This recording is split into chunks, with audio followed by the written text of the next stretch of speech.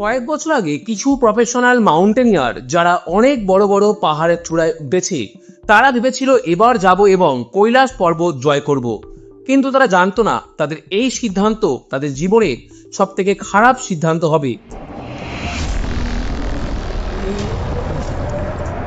কারণ তারা চড়তে তো গেল, কিন্তু কিছু দূর ওঠার পর বুঝতে পারলো যে তাদের আঙুলের নখগুলো দ্রুত বৃদ্ধি পাচ্ছে। যত উপরে উঠতে থাকলো তারা অনুভব করলো তাদের চুলের দৈর্ঘ্য বৃদ্ধি পাচ্ছে, অর্থাৎ তাদের বয়স সময়ের তুলনায় আরো দ্রুত বৃদ্ধি পাচ্ছিল, অর্থাৎ তারা বুড়ো হয়ে যাচ্ছিল। এইভাবে ভাবতে ভাবতে ওরা ঠিক করলো আর ওপরে ওঠা ঠিক হবে না, নিচে ফিরে আসবেন। কিন্তু গল্প এখানেই শেষ নয়। 1 বছরের মধ্যে এই সকল মাউন্টেনিয়ারদের এক রহস্যজনকভাবে মৃত্যু হয়। এই পর্বত এমনই এক রহস্যময় পর্বত যে পর্বতে কম্পাস কাজ করা বন্ধ করে দেয়। কৈলাস পর্বত। সারা পৃথিবী জুড়ে কৈলাস পর্বতকে ঘিরে মিথ ও মিস্ট্রির শেষ নেই। রহস্যময় কৈলাস পর্বতের মধ্যে কি এমন লুকিয়ে আছে যার কারণে 2001 সালে চীন এই পর্বতে ওঠা সম্পূর্ণ নিষিদ্ধ করে দেয়। আজকের ভিডিওতে আমরা জানবো এক বিস্ময়কর রহস্যময় স্থান, তিব্বত মালভূমিতে অবস্থিত কৈলাস পর্বত, যা হাজার হাজার বছর ধরে সাধু সন্ন্যাসী যোগী আর তীর্থযাত্রীদের বিশ্বাস এটি দেবাদিদেব মহাদেবের বাসস্থান তথা 4 ধর্মের মিলন ক্ষেত্র। তিব্বতের গাংতিসি এবং গাংরিং পচে পর্বতমালার মধ্যে মাথা উঁচু করে দাঁড়িয়ে আছে 6638 মিটার দীর্ঘ বরফ আবৃত রহস্যময় এই কৈলাস পর্বত। সারা পৃথিবী জুড়ে থাকা অসংখ্য পর্বতের মধ্যে কৈলাস পর্বতের আকার, ভৌগোলিক অবস্থান আশ্চর্যজনকভাবে পারফেক্ট, যার মিল পাওয়া যায় মিশরের পিরামিডের সাথে।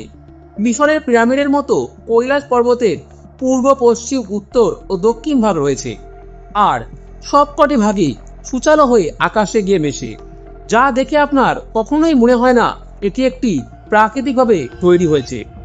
সাল 1999। সারা পৃথিবীর বিভিন্ন প্রান্ত থেকে ইতিহাসবিদ, পদার্থবিদ ও ভূতত্ত্ববিদরা হাজির হয়েছিল কৈলাস পর্বত নিয়ে পরীক্ষা নিরীক্ষার জন্য।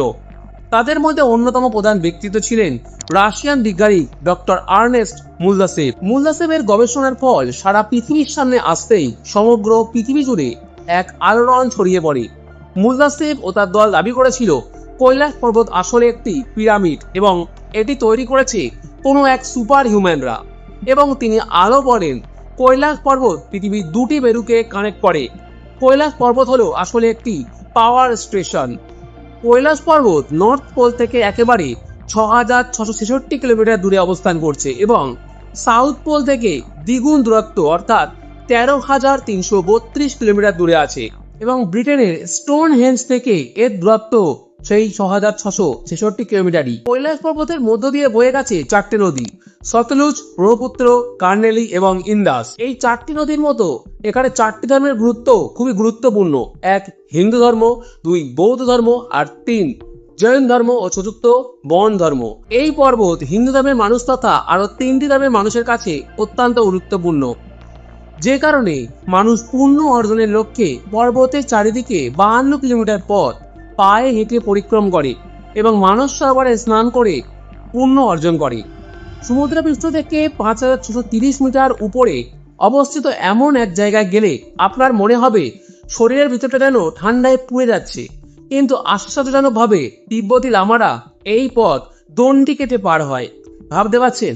ফলে বলা বাহুল্য রাখে না এই পর্বতটি শুধু হিন্দু ধর্ম নয়, সকল ধর্মের ক্ষেত্রে কতটা পবিত্র, কতটা গুরুত্ব বহন করছে। আগেই বলেছি কৈলাস পর্বত 4টি ধর্মের ক্ষেত্রে অত্যন্ত গুরুত্বপূর্ণ। প্রাচীন সকল মহাকাব্যে বারবার উঠে এসেছে এই পর্বতের নাম। হিন্দু ধর্মে অত্যন্ত গুরুত্বপূর্ণ 2টি মহাকাব্য রামায়ণ ও মহাভারত।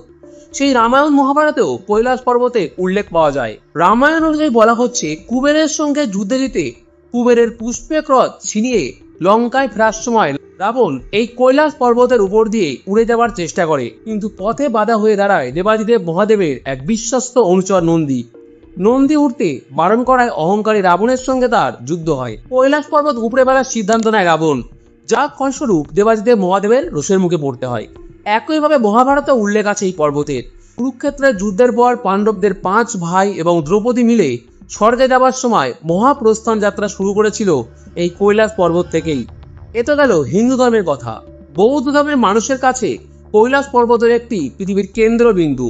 তাদের কাছে এটি একটি মেরু পর্বত, আর এই মেরু পর্বতে বসে আছে 12 হাত বিশিষ্ট 4টি মুখ বিশিষ্ট নীল বর্ণের দেবতা হেরুকা চক্র স্তম্ভারা ও তার স্ত্রী বজ্রবরাই।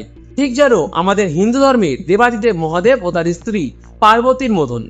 অপরদিকে জৈন ধর্মের মতে ঋষভনাথ বা ঋষভদেব সর্বজ্ঞতা অর্জন করার পর মোক্ষ লাভ করেছিল এই পর্বত থেকেই। আর পড়ে থাকলো বন ধর্মের কথা। বন ধর্মাবলম্বীরা এই পর্বতকে ইয়াং দ্রাং বুসেক বলে নামকরণ করেছেন। তাদের অধিষ্ঠাত্রী দেবী সিপাইমেন বা সাইব গ্যালেমা এই পর্বতে বিরাজমান। কৈলাস পর্বত মাউন্ট এভারেস্ট থেকে 2200 মিটার ছোট। এই পর্বত থেকেও অনেক উঁচু উঁচু পাহাড় মানুষ অজস্রবার চড়েছে, কিন্তু এটা এমনই একটি পর্বত যেখানে আজ পর্যন্ত কেউ চড়তে পারেনি। এর পিছনে আসল কারণ কি, চলুন জেনে নেই। বলা যায় কৈলাসে ওঠার চেষ্টা করলে কেউ না কেউ কোনো না কোনো সমস্যার সম্মুখীন হয়। হঠাৎ করে মাথায় তীব্র ব্যথা, হঠাৎ আবহাওয়ার পরিবর্তন, তুষার ঝড়।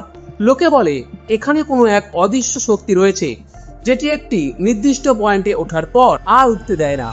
সাল 1926 ব্রিটিশ এক্সপ্লোরার হিউজ রুথলেস কৈলাসে ওঠার চেষ্টা করেছিলেন, কিন্তু তিনি অসমর্থ হন এবং তিনি বলেছিলেন এই পর্বতে ওঠা প্রায় অসম্ভব। তিনি লিখেছিলেন এই পর্বতের উত্তরে মুখ প্রায় 90 ডিগ্রি কোণ করে আছে। এটি এতটাই খাড়া যে তুষারও এখানে জমতে পারে না। তিনি কৈলাস পর্বতে চড়ার চেষ্টা করেছিলেন এবং 5486 মিটার উচ্চতা পর্যন্ত উঠতে পেরেছিলেন। তারপর তিনি আর উঠতে পারেননি, কারণ তার মতে আচমকায় কৈলাসের আকাশে মেঘে ঢেকে গিয়েছিল আর এর সাথে শুরু হয়েছিল তুষার ঝড়। সেই সময় রুডলেসের সাথে একজন ইন্ডিয়ান আর্মির কর্নেল সি উইলসন, তিনিও এই পাহাড়ে দক্ষিণ দিক দিয়ে ওঠার চেষ্টা করেছিলেন। তিনি একটি রাস্তাও খুঁজে পান, কিন্তু সেখানে ওঠার চেষ্টা করলেই সেখানেও একই অবস্থা সৃষ্টি হয়। মেঘমুক্ত আকাশ, হঠাৎ কোথা থেকে কি পরিবর্তন হয়ে যায়, আবার তুষার ঝড়, তুষারপাত, মাথার উপরে পড়তে থাকে ভয়ানক বজ্রপাত। 1936 সাল নাগাদ অস্ট্রেলিয়ান পর্বতারোহী লেখক হারবার্ট প্রেচি এসে পৌঁছান কৈলাস রিজিয়ানে। তিনি স্থানীয়দের কাছ থেকে ধারণা নিতে থাকেন কিভাবে কৈলাস পর্বতে ওঠা যেতে পারে। সেই সময় তার সাথে এক তিব্বতী লামার আলাপ হয়। স্ট্রিচি তার বইতে লিখেছেন, সেই লামা তাকে বলেছিলেন যে মানুষ অন্তর থেকে একেবারে পাপ শূন্য, অর্থাৎ যার মধ্যে এক বিন্দু পাপের চিহ্ন নেই, সেই একমাত্র এই পর্বতে উঠতে পারবে। তার জন্য তাকে পাহাড়ে চড়ার প্রয়োজন নেই, তার রাস্তা আপনা আপনি তৈরি হয়ে যাবে। এরপর ট্রিচিয়া চেষ্টা করেননি কৈলাস বিজয়ে। এরপর আসলো সেই যুগ যখন এডমন্ড হিলারিয়া তেনজিং নরগো এভারেস্ট জয়ের পর পাহাড়ে ওঠার হিড়িক পড়ে গেল। Welcomed and congratulated by their fellow members of the expedition. And what a bewildering experience it must all be for the Sherpa Tenzing, to be carried from a remote mountain village and plunged into a welter of official receptions and speeches. Italian পর্বতারোহী Reinhold Messner কোন রকম supplementary oxygen ছাড়াই Everest জয় করলেন। 40-এর দশকের মাঝামাঝি সময়ে চাইনিজ সরকার মেসনারকে আমন্ত্রণ জানালো কৈলাসে ওঠার জন্য। মেসনার আসলেন, কিন্তু স্থানীয় লোকেদের কাছে কৈলাসের পবিত্রতা বিষয়ে জানতে পারলেন এবং তিনি সিদ্ধান্ত নেন আর তিনি এই পর্বতে উঠবেন না। তিনি বলেছিলেন, আমি যদি এই পর্বত জয় করি তাহলে সেটা প্রচুর মানুষের কাছে, ধর্মবিশ্বাসের কাছে আঘাত হানবে। তাছাড়াও আমার মনে হচ্ছিল কেউ যেন আমাকে প্রতিটি পদে পদে সাবধান করছে এই পর্বত থেকে দূরে থাকার জন্য। তাহলে ভেবে দেখুন, যে মানুষটি 14টি সর্বোচ্চ শৃঙ্গের মধ্যে 12টি শৃঙ্গ জয় করেছে, সেই মানুষটি এই যাত্রা থেকে বিরত থাকলেন। এই ঘটনাটি চাইনিজ সরকারের আত্মসম্মানে লাগে এবং ইগোর বশত 17 সদস্যের একটি টিম তৈরি করলো এবং 1991 সালে এই টিম রওনা দিল কৈলাসের চূড়ার দিকে। কিন্তু আচমকা একটি বড় ধস নেমে আসে, 17 জনই মারা যায়। এই 17 জনের মধ্য থেকে একজনও জীবিত অবস্থায় ফিরতে পারেনি। বিজ্ঞানীরা দাবি করেছিল এটি একটি প্রাকৃতিক দুর্ঘটনা, কিন্তু স্থানীয় মানুষের কাছে এটি ঈশ্বরের রোষ, যার ফলস্বরূপ হারাতে হয়েছিল 17টি প্রাণ। এরপর 1998 সালে 4 জন চাইনিজ পর্বত আরোহী কৈলাস পর্বতে ওঠার চেষ্টা করলো। কিছুতে উঠতে সক্ষম হলেও চূড়া অবধি উঠতে পারলেন না।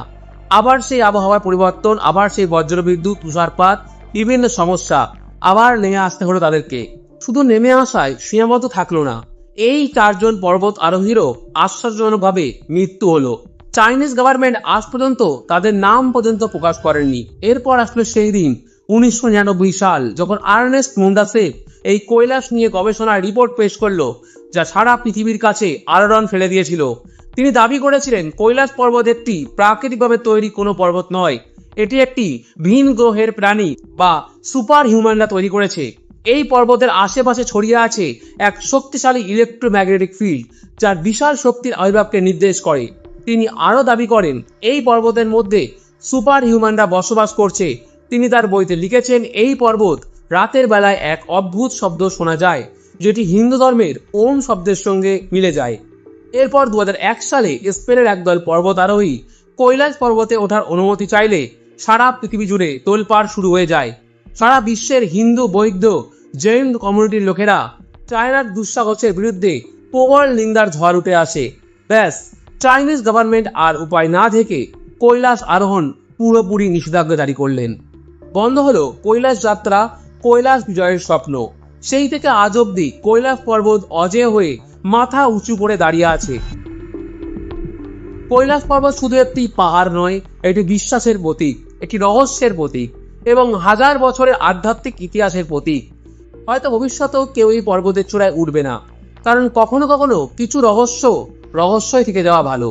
আর সেই রহস্যই কৈলাসকে পৃথিবীর সব থেকে পবিত্র, সব থেকে রহস্যময় পর্বত করে তুলেছে।